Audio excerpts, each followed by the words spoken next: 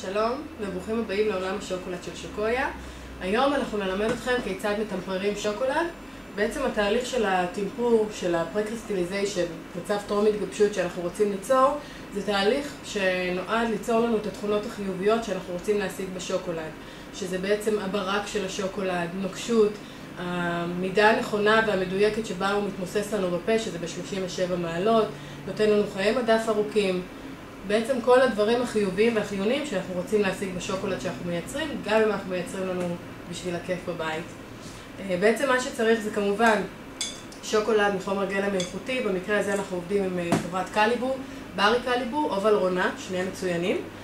אנחנו צריכים קערת זכוכית שהיא חסינה למיקרוגל, שמתאימה למיקרוגל או לשימוש בשיטה שונה שנקראת בן מרי. מתחום, אפשר גם מתחום פשוט של בית, כף לערבוב, מרית, מה שנוח לכם, ובעצם להשאיר שליש מהכמות בצד. אנחנו מתחילים עם המסע של 2/3 מהכמות, ואחר כך אנחנו בעצם עושים שיטה שנקראת הזרעה, ואנחנו נוסיף את השליש הנותר.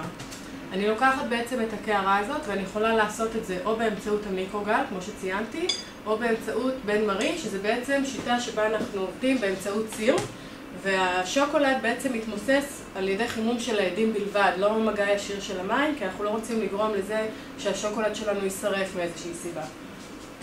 במידה ואנחנו עושים את זה בבן מרי, אנחנו כמובן פותחים, אנחנו שמים מעט מים בסיר, ואנחנו רוצים שזה יתחמם אך ורק מהעדים, כל הזמן תוך כדי תנועה מתמדת עד שהשוקולד נמס לחלוטין, ואנחנו משתמשים במתחום. זה מאוד חשוב להקפיד, לדייק ולראות שאנחנו לא שורפים את השוקולד.